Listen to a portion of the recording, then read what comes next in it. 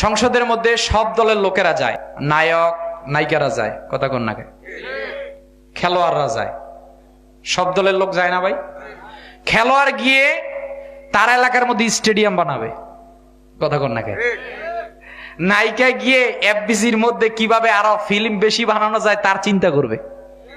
একটা আলেম সংসদের মধ্যে গিয়ে চিন্তা করবে যে এই দেশের মধ্যে কিভাবে আল্লাহর হুকুমত প্রতিষ্ঠা করা যায়। এই প্রজন্ম যদি এই আলু ভর্তা বানানোই শিখে, এরা ভবিষ্যতে সফটওয়্যার বানাতে পারবে না। তো এই রকমের পার্লামেন্টের মধ্যে যদি আলেম ওলামা যায়, আমরা সাপোর্ট করেছিলাম, আল্লাহর রহমতে তিনি বিজয়ী হয়েছেন এবং যাবেন। সংসদের মধ্যে যদি স্টেডিয়াম নিয়ে কথা হতে পারে, সংসদের মধ্যে যদি ওই ফিল্ম নাটক ইত্যাদি নিয়ে কথা হতে পারে, তো আল্লাহ বাঁচাইছে। এই বছর নাস্তিক যেগুলা ছিল ওগুলা শেষ, আর গান আর শুনতেন না সংসদের মধ্যে, মারহাবা কর, শেষ, আউট হয়ে গেছে, টেনশনের কারণ নাই। এই যে গতকালকে একটা নির্বাচন হলো, আমার ভালো লাগছে এই বিষয়টা যে অন্য এলাকার মধ্যে রাহাজানি কত কিছুই হয়েছে, আপনারা দেখেছেন সোশ্যাল মিডিয়ার মধ্যে। আমার কথা হলো নির্বাচনের জায়গায় থাকবে, রাজনীতির জায়গায় থাকবে, কিন্তু মুসলমান হিসাবে, প্রতিবেশী হিসাবে, এলাকার ভাই হিসাবে আমরা মিলেমিশে থাকবো, কথা কর না কেন। এটা আমাদের দায়িত্ব, এটা আমাদের কর্তব্য। তবে যতটুকু দায়িত্ব, যেমন সংসদের মধ্যে পার্লামেন্টের যারা হবে বা যারা প্রতিনিধিত্ব করবেন, তাদেরকে আপনারা যারা ভোট দিয়েছেন বা ভবিষ্যতে দিবেন, তারা তো অবশ্যই যোগ্য প্রার্থী বা দেখেন, সেটা আপনাদের যার যার ব্যক্তি স্বাধীনতা বা যার যার মনের বিষয়। আমরা এই বছর একজনকে সাপোর্ট করেছিলাম, সিলেটের আল্লামা হোসামউদ্দিন সাহেব।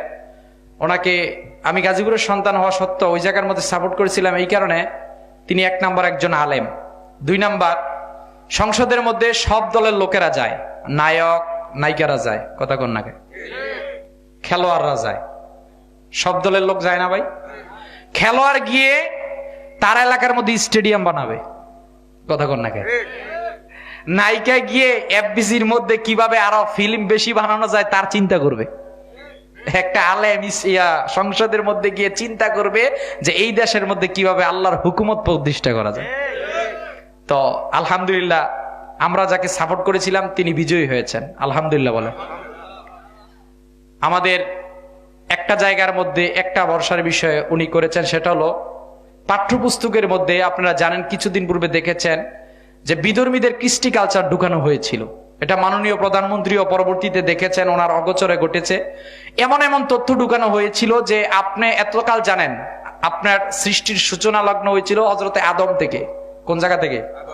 কিন্তু পাঠ্যপুস্তকের মধ্যে ঢুকানো হয়েছিল আপনার পূর্বপুরুষ হলো বান্দর থেকে। নাউজুবিল্লাহ, ডারউইন তথ্য যেটাকে বলে আর কি।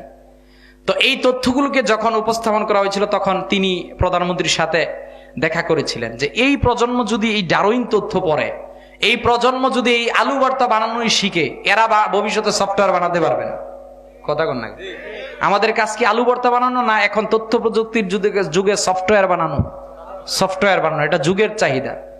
তো এই রকমের পার্লামেন্টের মধ্যে যদি আলেম ওলামা যায়, আমরা সাপোর্ট করেছিলাম, আল্লাহর রহমতে তিনি বিজয়ী হয়েছেন এবং যাবেন।